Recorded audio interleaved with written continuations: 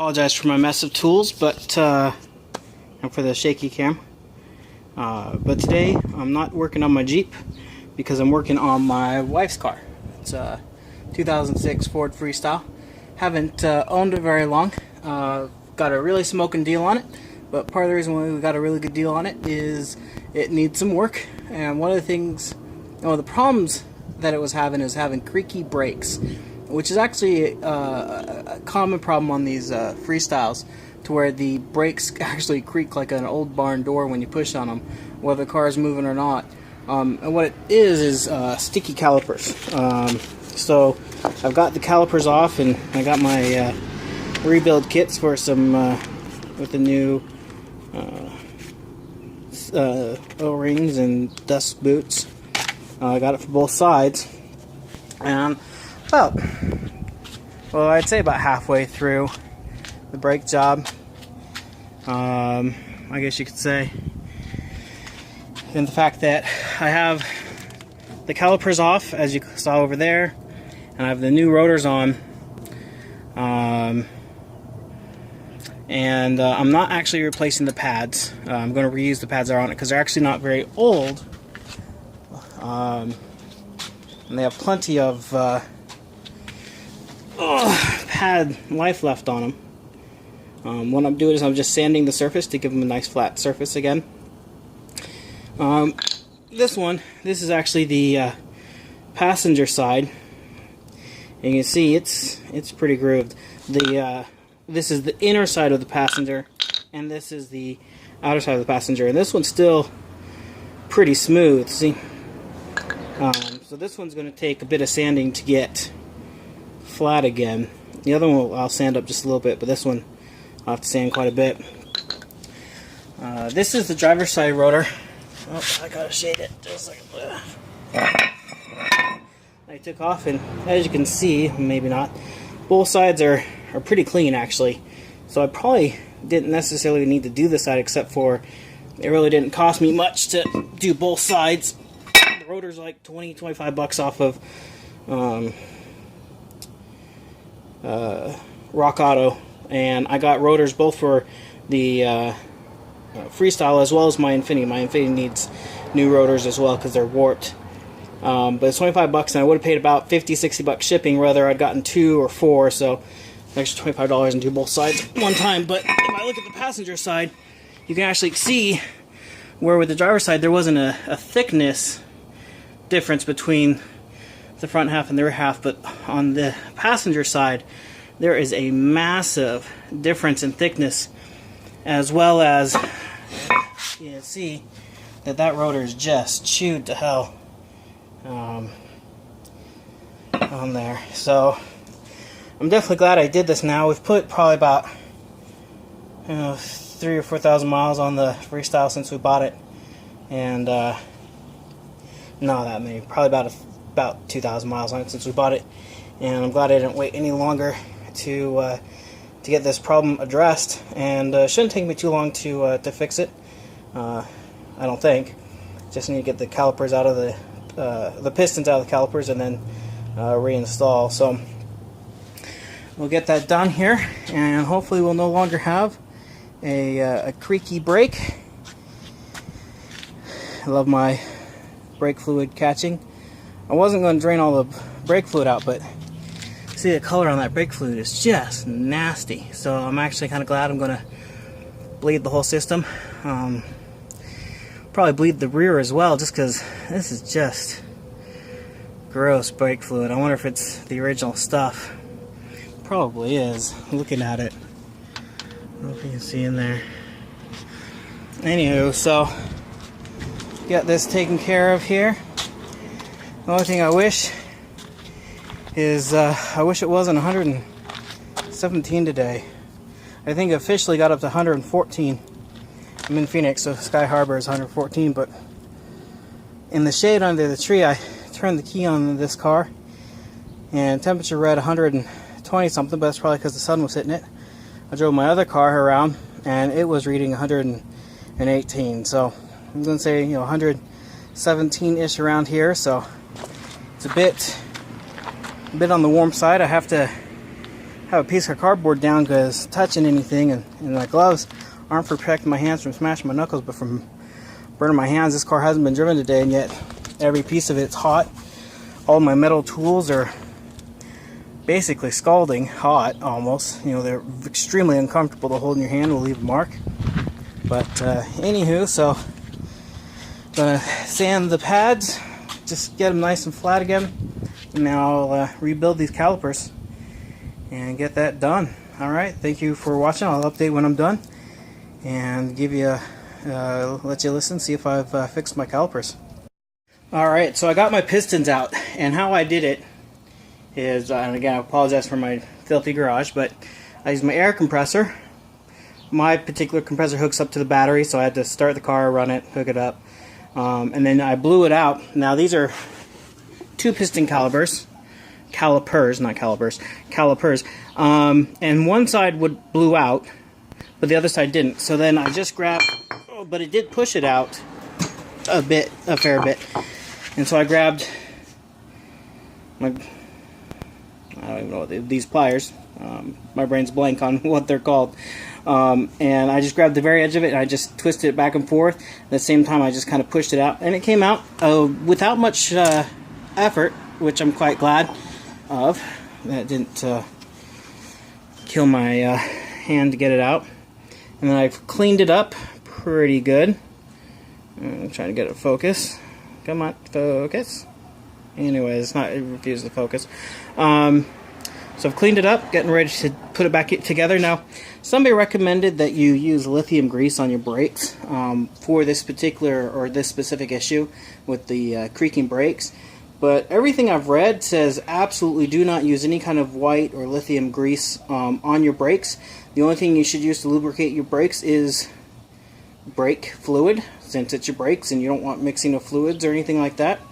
So I'm going to go ahead and lubricate these. Now, one thing I was afraid of, because of the creaking, I was afraid I was going to have some scoring or other issues with my pistons.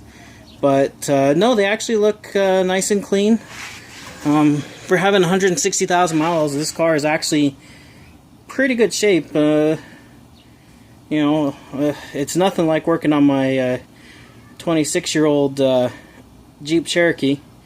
It also has, they have actually almost, well no, the Cherokee has just over 170 now, and this has 167, so they're about 4,000 miles apart from each other. This one will easily surpass the Cherokee. Not that my wife drives much, but the Cherokee hardly gets driven at all. And so everything came apart nice. You know, everything was nice and tight still. It was nice and secure.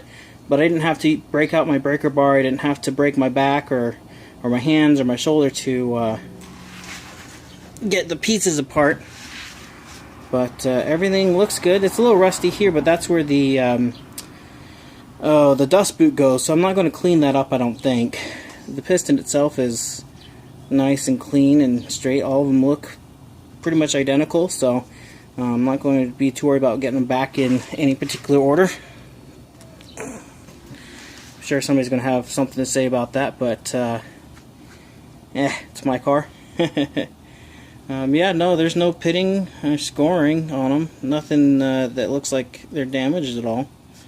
So I don't think, I was thinking maybe I was going to hit them up with a wire wheel and clean them up, but I don't think I even have to do that. Now, these are the new rings and dust covers for the calipers. Here's the old one. This dust ring, I was just trying to figure out how to get it out, and so I ripped it. This one I got out without ripping it because I had figured out how to get it out. To get out the O-ring, I have these two, they're not technically jeweler's screwdrivers, but they're close to jeweler's screwdriver size, but they're longer than my jeweler's set. The really skinny one here, they're on the left, I used to get the ring out. Oh, come on. They're just flat. It's just a tiny flat head. The O-ring came out without any issue. And then this little wider one is what I used to actually get the dust cover out. So I just went in and twisted it, went in and twisted and went in and twisted, and then once it was up a little bit, then I was able to go in from the edge and just pop it out. And it came out way easier than I was expecting it to. So at least for so far for me, this has been a fairly easy repair. I'll update again when everything's back together. Alright, so just one thing I wanted to update. Something that I started to forget to do on the first caliper that I'm not forgetting to do on this one is something that Eric the car guy mentioned when I watched his video. If you're not subscribed to his channel, I highly recommend watching it. But you want to add the dust boot onto the piston before you try to put it in, because once you have the piston in there, there's no good way to get the dust boot around the piston. I mean, you could if you wanted to struggle with it, but it's not very easy to do. And then as far as getting the piston into the caliper, he used a set of pliers like those, but mine aren't big enough for these particular brakes. I'm sorry for my Crocs. Again, it's 115, I think it's cooled off. It's about 100 and probably 8 or 9 right now. But I have the C-clamp that I've had since I was probably 14 years old working on my first car. And as you can tell, it's quite rusty. It was actually my father's that he gave to me. And I did use silicone spray. I sprayed the screw on it. So I will take back what I said earlier. I did use silicone spray as part of this repair. However, I used it on one of my tools and not on the brake calipers themselves. So if anybody's interested, you can use oh, sorry, the video twisted. You can use silicone spray when doing it if you use it on one of your tools.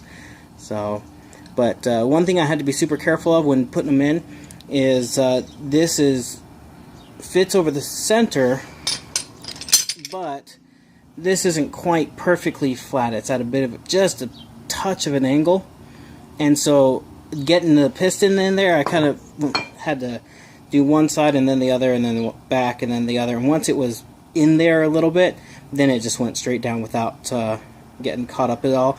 And I'm putting almost no pressure on it. I'm being as gentle as I can. I've also greased the insides as well as the outside of the piston with brake fluid to help ease it go in, so that way I don't damage that new ring, because they're not very expensive, but this has been a lot of work to replace an O-ring, and it is always a lot of work just to replace an O-ring. A $2 part takes you a few hours to actually access it and replace it. I need to replace the one on my CVT, and I'm debating if I'm going to tackle that myself or just bite the bullet and let somebody else do the work for me, because that will take me a couple of days probably, just because I'm doing all with hand tools. I have no power tools except for my electric impact wrench, but it's not anything special to talk about. But anyway, so just about finished here. I'll get it back on the car here in the next probably 10-15 minutes, and we'll bleed the system and see if it creaks anymore. Thanks for watching. Alright, so wheels are back on the ground. Let's go ahead and push the brake pedal. Now, it was loudest obviously when the car was not running, because you didn't have to listen to it over the sound of the engine. And I'm pushing the brake pedal, and no creak. Go ahead and start the car, so that way, and with the car started, I'm gonna have to bleed those brakes again. I'll drive it around and just see. But yeah, they're a little loose, so I'll probably have to end up bleeding the brakes again. The brake fluid that was in it was just horrendous. It was absolutely foul. I'm out of brake fluid, so I'll probably drive this around the neighborhood, see if they need to be bled further. Then I'll bleed them further. But for now, it's feeling a little better as I pump it. It might have just been a little loose, but again, no creak, sound good, no chatter. So we'll give it a quick test around the neighborhood, and I think the issue is resolved. Alright, so at 7:46, and it's still 104 degrees outside at almost 8 o'clock at night. I'm done, but I definitely need to bleed the brakes some more. I'm out of fluid, so I still need to do brakes on my other car, so I'm going to pull that up and get to work on that, and probably send my wife off to get me some more brake fluid. So, but I'm going to call this one done for now because blading the brakes isn't very interesting. And thank you for watching my videos. Now, I have updated a lot of my support. I've added a lot more partners. Please check out and bookmark my support page. It's linked in the description below. It helps me out with these repairs, helps me produce these videos. It does take my time, it does take some of my money. So, a little bit of support if you enjoy the video. I really do appreciate it. It helps me continue doing these sort of things. And thank you for watching.